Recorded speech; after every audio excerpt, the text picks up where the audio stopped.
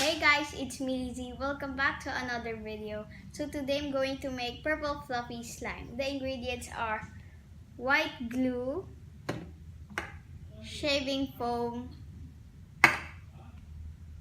foaming hand soap, borax, bowl, and something to mix with stick, or popsicle stick, spoon, whatever. So let's get started.